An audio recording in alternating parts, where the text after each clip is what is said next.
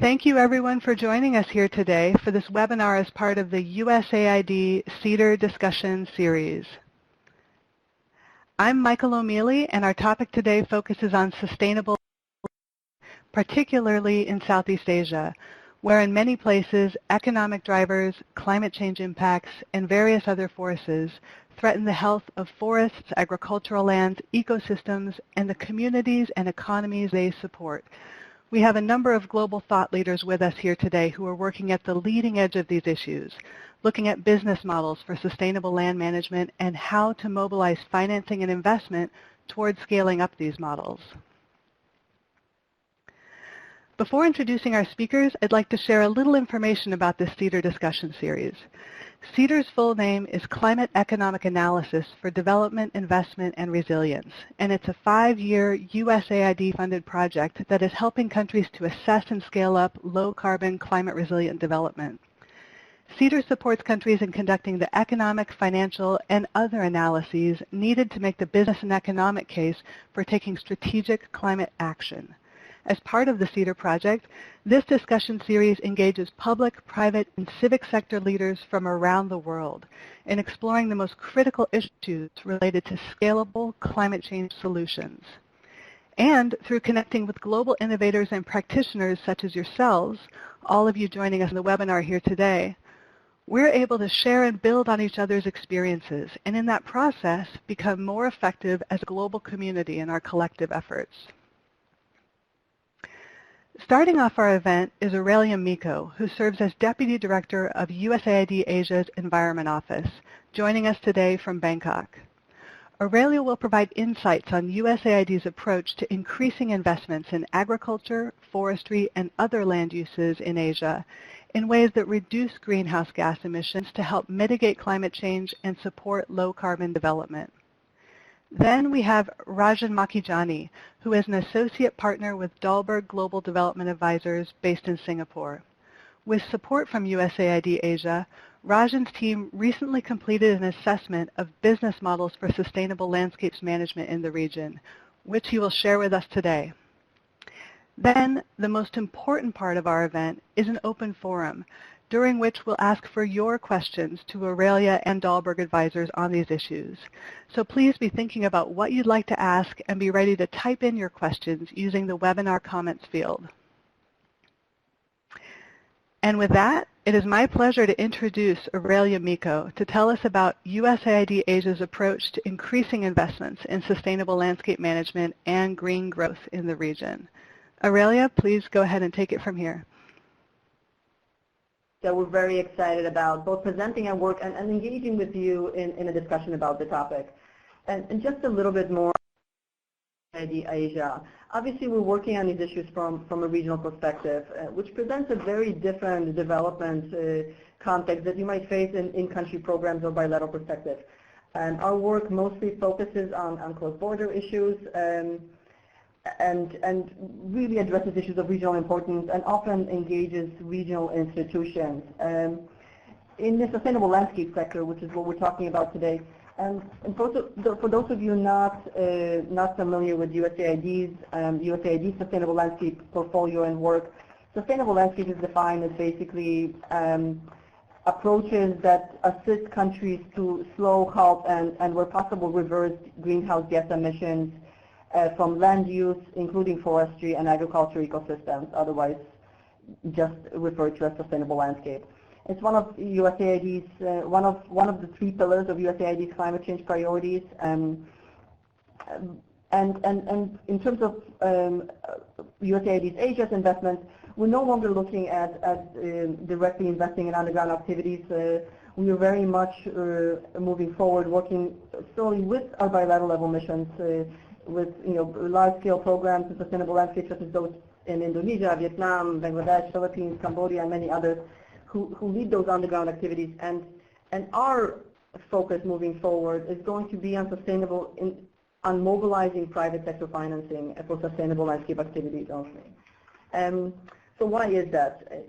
Besides the regional perspective, the other reason for that is obviously this focus on financing in the Paris Agreement. There is just no way to get to to the very ambitious 2 degrees, 2 Celsius degrees in global temperature increase without a massive, massive increase in both public and private sector financing for mitigation activities. And the next slide here shows just the enormous, enormous gap in financing that we currently face. Under business as usual scenarios and without the emphasis on climate change, global infrastructure investments require about $5 trillion of investments per year. And in order to mitigate greenhouse gas emissions and stabilize the climate, that would require an additional 15%. And 15% or about $700 billion per year to achieve this green growth scenario. And on the right side of the slide, you will see that 50% is broken out into both the public sector investments, which will amount anywhere between $120, $130 billion, and it's the floor that's defined in the Paris Agreement. But the other 85% of that, anywhere between $560 to $580 billion per year, needs to come from the private sector. And to date, no one has really figured out how to really bring the private sector investors into the sustainable landscape AFOLU sectors. We have done, on the other hand, an amazing job of bringing investors into the renewable energy sectors, and the renewable energy sector as a mitigation measure is booming. I mean, we're talking about almost $290 billion of investments in 2015. A majority of those investments are now in the developing countries, and that's record capacity installed of 134 gigawatts. This is record capacity, new capacity installed every year. So that is the renewable energy sector. We are working in the AFOLU sector, and that challenge is a lot bigger. So, but most of you know that. So how are we going to close this massive investment gap? So, I mean, first of all, we've tried to learn from many of you, many of the organizations that are on the phone with us today. Many of the representatives of those organizations are very much involved in this nascent sector already. We have done, obviously, an extensive literature review. We've also realized, for example, that the conservation finance sector, which has been booming in many other areas of the world, is still very, very nascent. And it's not just conservation finance, but also impact investing. It's very nascent in Asia. We've also learned from a lot of the early investments by other development partners and NGOs who have had programs in the past that have either partially or wholly focused on sustainable landscape financing. That includes, TFA 2020, it includes the CFOR's Landscape Fund, the FFI's Landscape Fund, the Borneo Initiative, MCC's investments, the UKCCU's investments, and USAID's own investments, and to name just a few. We have also funded 2 separate assessments, both conducted by Dalberg Global Development Advisors, the first of which was an investor mapping in Asia, and many of you have been interviewed for one or both of those assessments. And that assessment laid out the different investment approaches that could be taken to look at sustainable landscape investing, private sector investing. And that report has been made public, and so many of you, if you haven't seen that, we encourage you to take a look at it. The second assessment looked specifically at the models that have already been deployed and that have already been looked at and that have already been tried on the ground. So these investable business models that already exist out there. And that is the next presentation and what Rajan is going to be sharing with you. The literature review, the assessments, the workshop, we've organized, sorry, too many slides, the workshops we organized, and countless discussions with development partners, private sector firms, NGOs, and other parts of the U.S. government have led us to a design of a new program, which we're calling Green Invest Asia. And the basic theory of change is what you have in front of you right now. Is basically, if we can expand and enhance sustainability and scale the existing investments in low emission land use and enhance their impact, then we can greatly reduce commodity-driven deforestation and resulting GHG emissions. And we have made the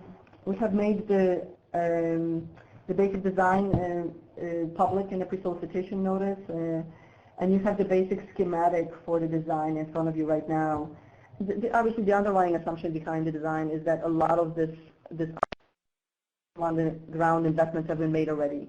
Many of us in the community have been doing these RED Plus preparatory projects, this RED Plus pilot projects, and that's resulted in a very rich area which we could exploit for investment. Obviously we were all looking and building those community level projects, the forest concessions, the payment for environmental services, the working on protected areas to make them ready for the carbon market. That market has not materialized, and so what we're trying to and looking to do now is to look at those same models that have been out there for a while and really try to look at them from the perspective of the private sector and how to make them more attractive for pure private sector investment. And so again, that's what we hope to do with the new project and build on those excellent efforts and help bring investors to fund some of the more mature business models, develop new business models when necessary, aggregate smaller projects, and scale up some of these good efforts, and even try and aggregate projects across borders. And the good thing here is that from the regional perspective, money does not recognize borders, and this is where we're hoping to build a regional level effort that is able to recognize some of this good work. So the last thing I want to really leave you with before we move on to Rajan's much more technical presentation is that if you're part of the conservation community, if you've been working in the forestry or AFOLU sectors, all of the models that he's going to present should look really familiar. And what is different is the fact that they have been looked at purely from the business and finance perspective.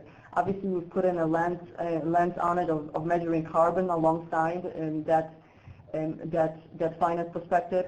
But some things that look incredibly good for conservation just don't yet make financial sense. So we wanted to know more about that. We wanted to know how to move business models from less mature to a more mature stage, and help and address this massive investment gap of close to $600 billion, and make a dent of it, and make a dent in that. We're still very much in the early stages. We find it very exciting, but also very much in its early stages. We're in the business of making a difference, but we're also in the business of taking a risk. So we're hoping that to engage in a good discussion with you here today, but also continue to work with many of you, hopefully moving forward as well. Thank you. Thank you so much, Aurelia. Making a difference and taking risks, absolutely. Your insights on the key challenges, opportunities here are just tremendously helpful to us in thinking about, each of the roles that our organizations play and that the partners can play that we work with in this space. So thank you again for that overview of USAID's recent and upcoming work on accelerating investment and finance for sustainable landscape management in Asia. Excellent. Next up is Rajan Makijani, again from Dalberg Global Development Advisors, to tell us about Dalberg's assessment of business models for sustainable landscapes in Asia. Rajan? My name is Rajan Makijani. I'm an associate partner with Dalberg Global Development Advisors, and I anchor our Singapore presence.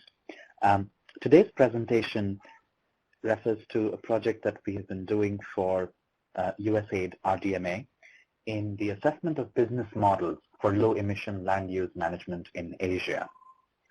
This is a follow-up study to a prior study that we had done, which looked at the investor landscape, the private sector investor landscape in low-emission land use management in Asia. Like I said, this time the aim was to identify high-value business models in the underlying value chain, not just at the level of investors. And the focus was on 4 countries: Cambodia, Indonesia, Philippines, and Vietnam. These 4 countries, the essential thought was what works here might also be applicable to countries outside.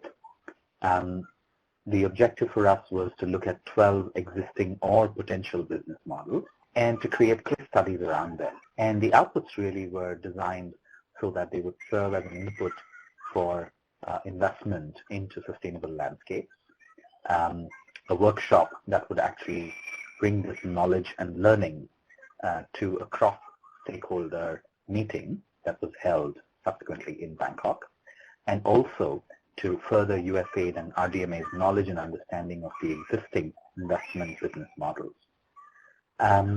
What did we do? We did desk research, we did expert interviews, and we did in-country field visits.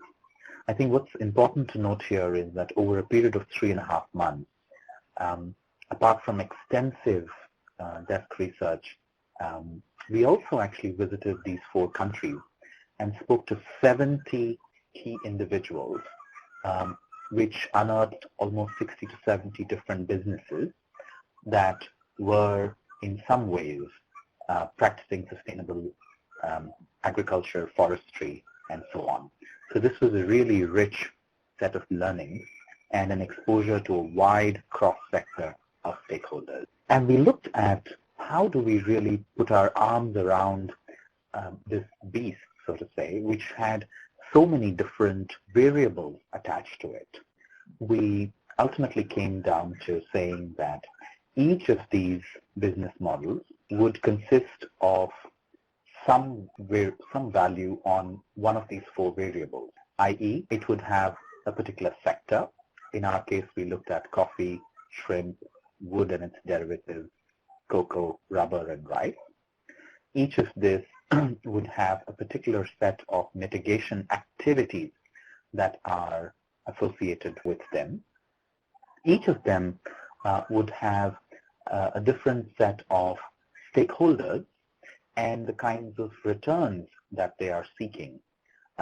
Namely, there would be people like input suppliers, smallholders, large plantations, local intermediaries, large domestic firms, multinationals, banks, innovative and technology and service firms, investors, project developers, multilaterals, NGOs, governments, etc. When we looked at all of this, we said each one of these 4 variables can have multiple values associated with them, and ultimately we were tasked with coming up with a few cogent business models that were reasonably distinct from each other.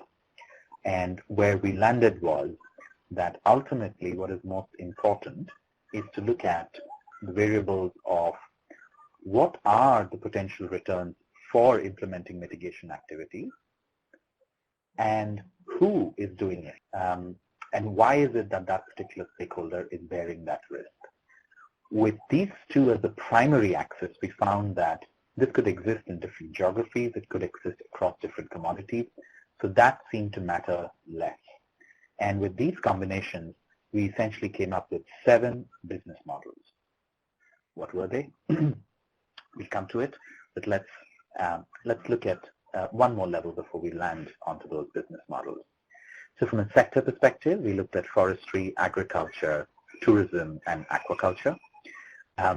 Again, in aquaculture, we only brought it into scope to the extent that sustainable practices related to reforestation or conservation of degraded forest lands, for example, shrimp fisheries and mangrove forests. Otherwise, we kept aquaculture out of it. Now, what we saw was that the returns that these players were after were of 3 broad types. The 3 broad types being that either I am engaged in producing a certain commodity, and that commodity either relates to an agriculture commodity or a forestry commodity. So that return pertains to either associated with commodity production, either from agriculture or forestry, or it could be that the player doesn't really produce any commodity, but it gets returns by trading, and essentially trading of carbon credits and offsets, at this point voluntary of course, or through performance-based payment for ecosystem services. Or the third category was, it's neither of the above, but it's really about being a service provider. And the 2 big things that stood out there were ecotourism and technologies that could be applicable across different types of sustainable land use activities. And what would each one of them be doing? Well, if you're in the commodity side, you could be lowering greenhouse gas emission in agriculture production, you could be reforesting, you could be doing sustainable forest management or avoiding deforestation. And a similar set of activities could be done without you being somebody that's involved in commodity production. And of course, the same thing would be carried out in the third category, which is the services category.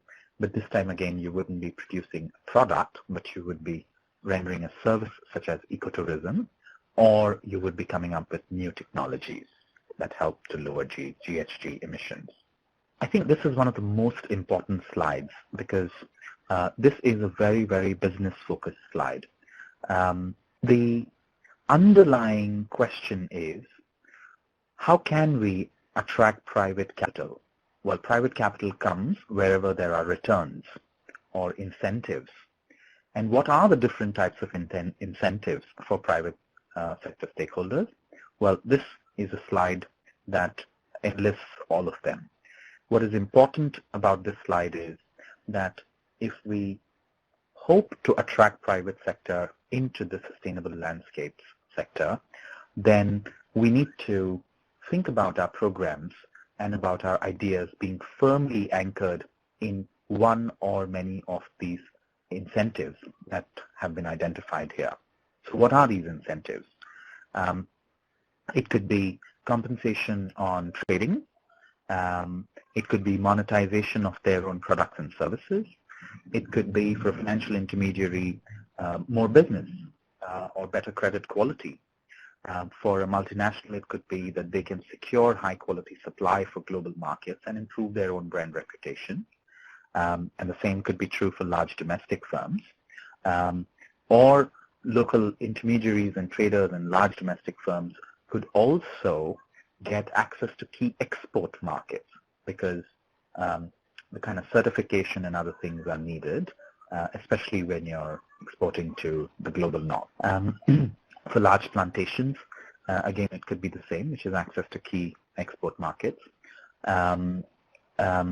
or high-quality supply for domestic or export-oriented off-takers. For cooperatives and local communities, it could be about improved margins and diversified profits. And for input suppliers, it could be to increase their own market size. And so here's how we put all of these different variables together to finally come up with these 7 business models. So anybody that's doing production and gets revenues either from a sustainable commodity supply chain, which is either through securing procurement, access to key export markets, or improving smallholder margins, if that's how they make money. And if they do it in agriculture, then we call that as business model number 1, sustainable agriculture production.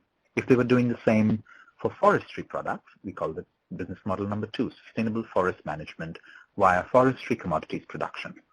And if these were being done for agriculture and forestry, but one of the primary goals was to work with smallholders, then it was reforestation or the similar activities, but it's basically the third business model, which is forest conservation and or restoration via sustainable agriculture production. The difference between 1 and 3 really is about what is the key focus of the stakeholder that is initiating these. When it comes to business model number 4, it was about PFAS. Business model number 5 is linked to offsets and carbon credits trading. And as we know, this is quite highly dependent on where the world goes with the Paris Agreement and so on. Number 6 is ecotourism. And number 7 is, in some senses, cross-cutting. But it was important to bring this out as a separate business model because when it comes to a private investor or for a donor, it might be a worthwhile choice to think about these, about investing in some of these as a distinct choice from any of the other 6 that are mentioned above, because these are really the catalysts. So let's look at those 7 business models again at the next level of detail. So business model number 1 really has these 3 subtypes, which is either MNCs that are doing sustainable activity because they want to secure procurement. For the local players, it is because they want to access key export markets. And for cooperatives, local communities, input suppliers, banks, they are more interested in doing it so that there are greater smallholder margins and they get access to smallholder farmers and their credit quality improves and they're able to expand their loan portfolios or their customer base for their inputs and so on and so forth. The sustainable forest management, i.e. business model number 2, is exactly the same as 1, except that the focus is not on agricultural production but on forests. And the 3 subtypes described under 1 also exist under number 2.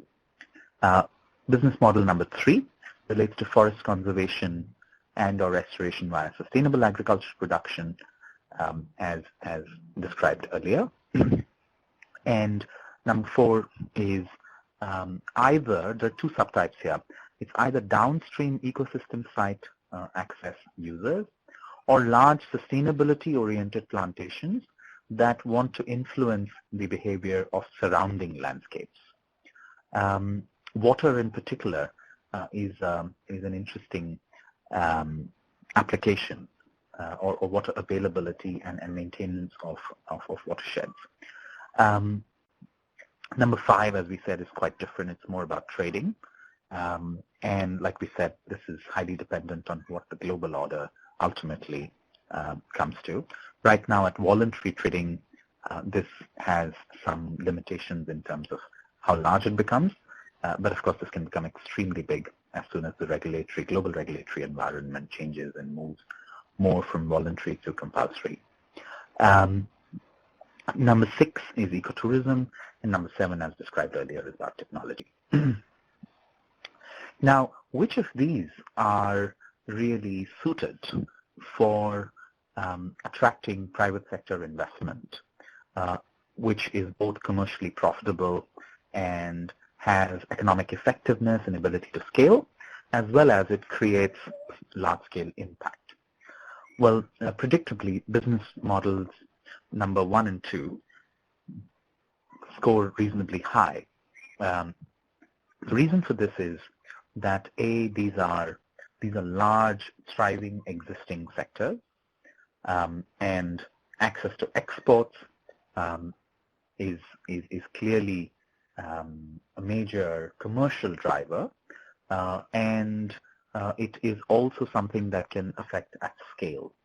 The flip of that, which is from the MNC point of view, as against access to export being the domestic player point of view, to secure sustainable supply is also extremely big, mature, high impact, and in essence, there is not a lot of selling that is necessary to be done because the monetization of sustainable activity is already present either because of the regulations in the Western markets or because of consumer preferences, which are, again, in the Western markets largely, which are ready to pay that premium. So this is what makes the access to export and securing sustainable supply, both from agriculture and forestry production, as quite large on potential for economic effectiveness and ability to scale, as well as on impact dimension.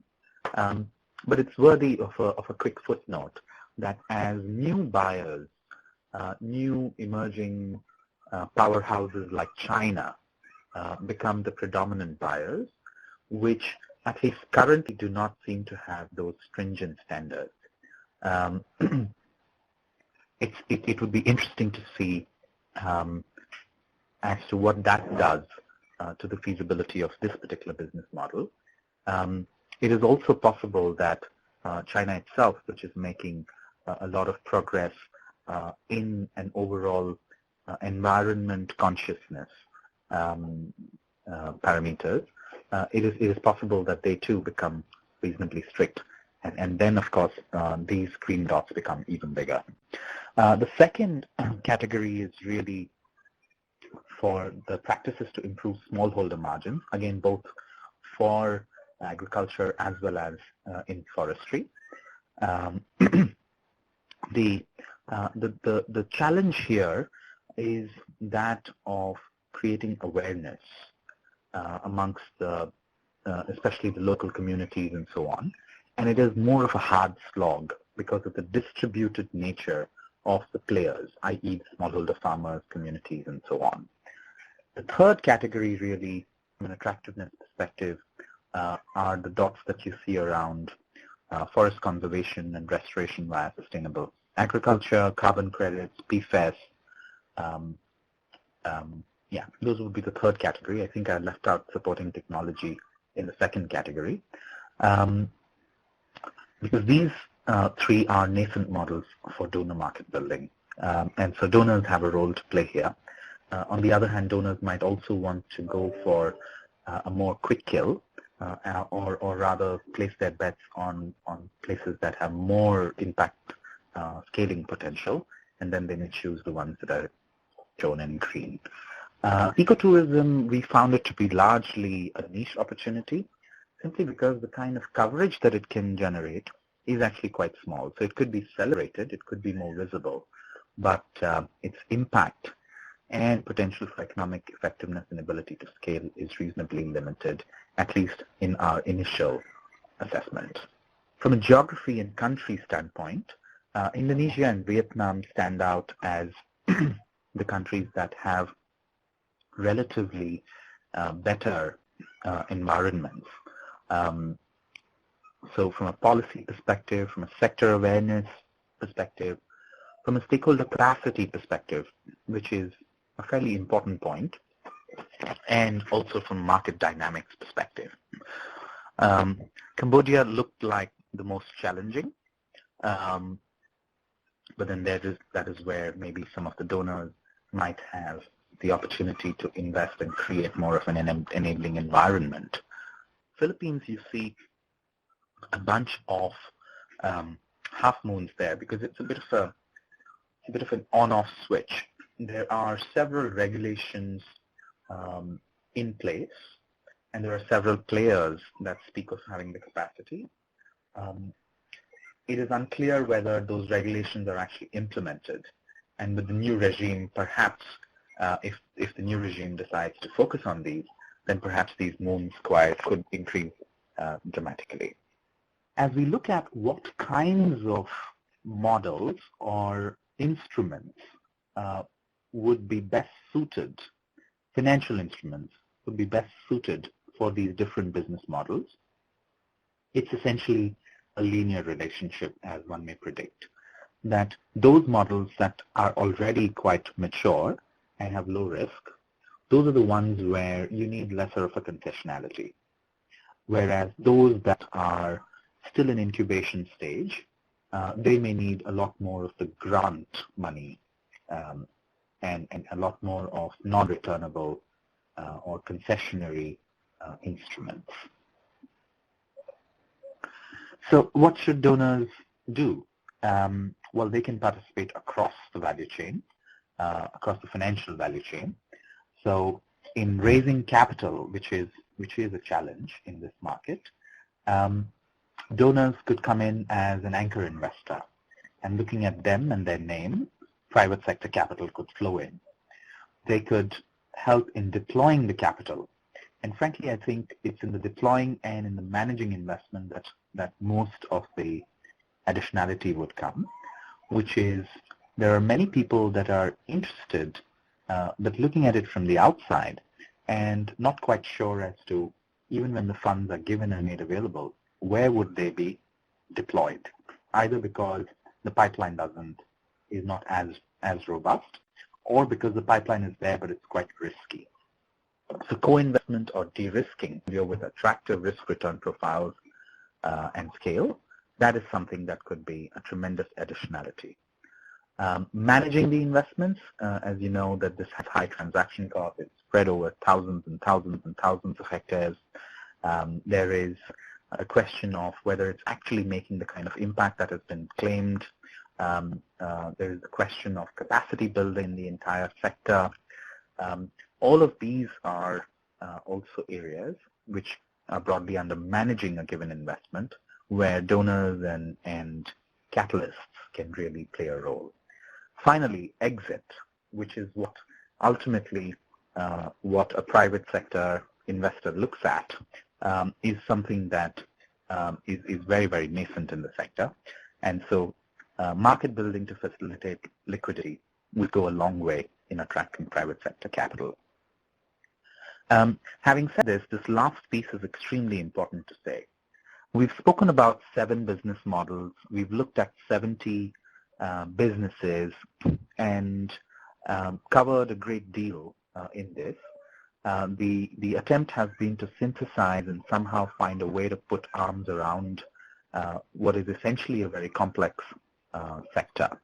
But we would like to emphasize that as investors, players, donors, and other stakeholders think through their strategies and decide to prioritize one business model over the other in amongst the 7 business models, there are 2 things that we would like to say. Firstly, a lot of the experts, practitioners, and others said that it should not be just one business model, but it should be a combination, because there is some merit to taking a particular area and really introducing interventions of different kinds so that an entire landscape is taken care of. So that's message number 1. Message number 2, as seen on this particular slide, is that this is a hyper-local investment decision. It needs a lot of due diligence, even within a particular business model, which a particular investor, a particular donor, or a particular player might find more attractive than others. The difference between different projects is enormous, and it is determined by the macroeconomic characteristics of that particular country, as well as microeconomic characteristics, linkage to infrastructure, roads, availability of banks, finance, local cultural practices, social and local community dynamics, the regulatory and policy frameworks, the geography, the biophysical context.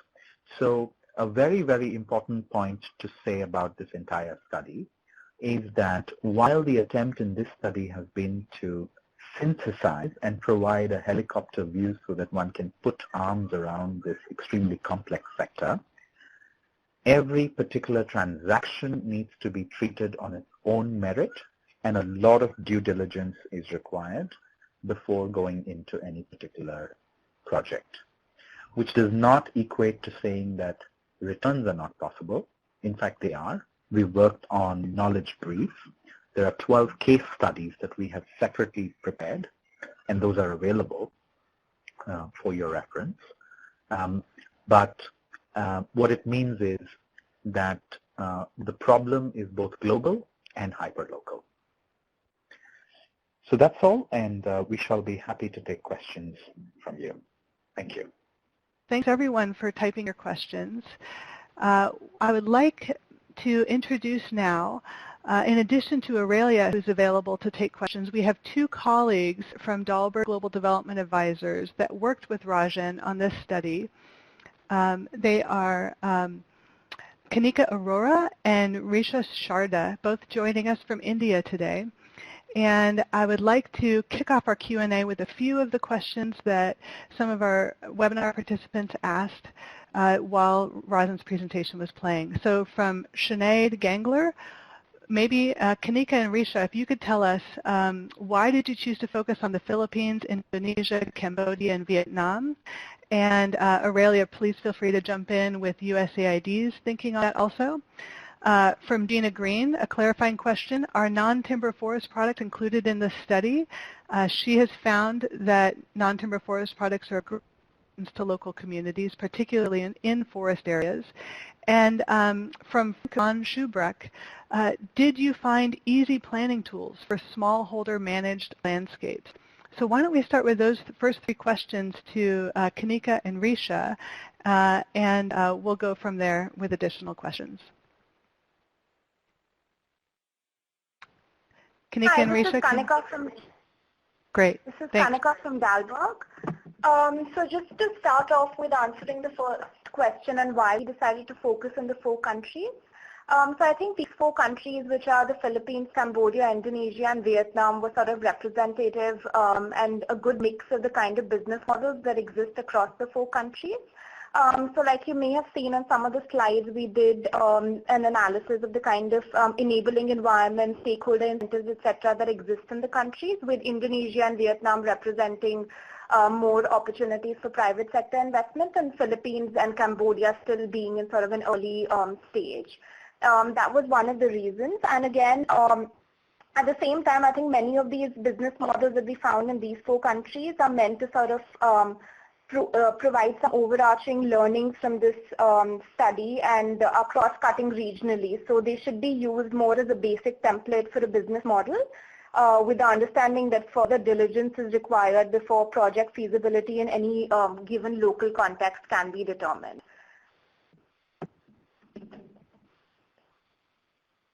Great. Thanks so much. Really appreciate that. A couple other questions from our participants here. From Hondo, when you talk about payment for ecosystem services, is it the model that exists only in Vietnam, or can you also find it in the other 3 countries?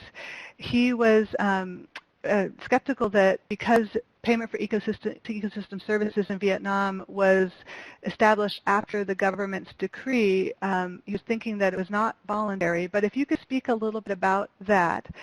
He also noted that each must have kind of mini business models. I'm sorry, that was a separate question about whether you found kind of mini business models jointly managed in landscapes, in some of these landscapes. So if you could address those 2 questions, Kanika or Richa, that would be great. Hi, this is Richa from Dalberg. On the PFAS question, yes. So we also looked at other countries. PFAS is also a business model that has been at least a couple of successful examples in Philippines. In fact, Philippines is seeing models where private sector is already investing.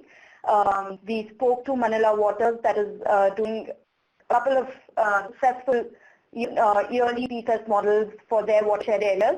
There's also other beverage companies, including Nestle, Coca-Cola, that are doing it at a small scale. However, what we've noticed at this point is most of these activities were still focused on as CSR initiatives rather than including it as a mainstream business activity. But speaking to the private sector, it seems like everyone is interested in actually being able to quantify these the benefits of watershed management, so that they can then attach a fixed value to the watershed management and be able to include it in their regular business activities as a cost. Great. Thanks so much. A couple other quick clarifying questions. From Daniel Lopez, did you look into agriculture or fisheries value chains? Daniel noted that associating producers with small and medium enterprises so that communities can have access to extra revenue by adding value to their products. Will this be attractive for private investment, being associated with communities? Can you speak to ag and fisheries value chains a little bit? Yes, so we did look at value chains for agriculture. Fisheries, however, we only looked at shrimps because we were looking at sustainable land use, and shrimps have a direct relation to mangrove conservation. We were not looking at any other fisheries value chains. We did go through the entire value chain system where there are a lot of private sector companies, especially the big ones like Nestle, who are working right from providing technical assistance to giving out good inputs, better seeds and better farm inputs to these smallholders, up till providing a guaranteed market for them once they have been able to produce better quality product and more sustainable products. For some products where certification is now gaining popularity, we also looked at how if these smallholders or if these organizations got their product certified, how can they add value to their product by just being able to have certified products. So we did look at end-to-end value chains for these. Kanika, if you'd like to add something. Yeah, and just to elaborate a little bit more on aquaculture, so we only looked at it to the extent that some of these sustainable practices relate to reforestation or conservation of degraded land. And in this context, the one prevalent business model that we found was related to shrimp fisheries and mangrove forests. And we found that this was mostly Vietnam and Indonesia, but when it comes to aquaculture, we only restricted our analysis to this particular business model. Great. Thanks so much to you both. Another clarifying question from Monchi Hine. Why was sugarcane not included as one of the commodities? If you could please kind of share thoughts on that. And then maybe a bigger picture question from Michelle Jennings for either Kanika, Risha, or Aurelia. Feel free to jump in if you have thoughts on this also. What is the status of natural capital accounting as a first step to value these systems, and how might that then enable some of these investment models? If you could share your thoughts on that.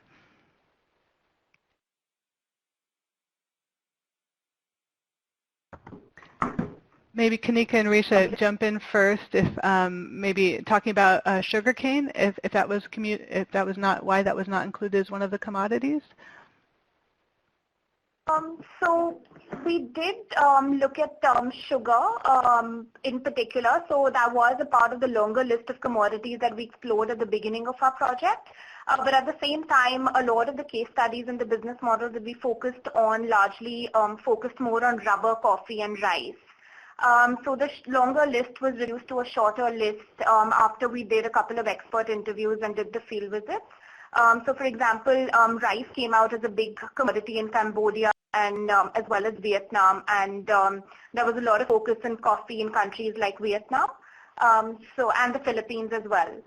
So given that we had to sort of come up with a shorter list of 12 high potential existing business models, we tried to focus on the high value commodities while we did look at sugar as well. Great. And just one follow-up quick question. Just one follow-up quick question to that. Lydia Munya Bynum and Deepak Awari both raised the question of palm oil. They were surprised that it wasn't included as one of the commodities, particularly given its relevance in Indonesia. Could you please just speak to that a little bit? Yes, so palm oil was specifically left out from our study, and this was based on our discussion with the RDMA. Basically, as we understand, palm oil is already receiving a lot of attention and a lot of activities happening in that specific sector. So for that reason, we had left palm oil out and looked at all other commodities in these regions, especially Indonesia. Okay, great. And Aurelia, I'd love you to jump in here on a couple of these questions. I'm going to tee up just a few here for your thoughts. Again, if you have thoughts about Michelle Jennings' question, what is the status of natural capital accounting as a first step to value these systems, and how might that then enable some of these investment models? If you have thoughts on that, I would love to hear those. And then second, another question coming from Jerry Bisson, how can a planned portfolio of project proposals to be funded by donors help achieve these broad landscape impacts that we're seeking? Your thoughts on either of those, Aurelia?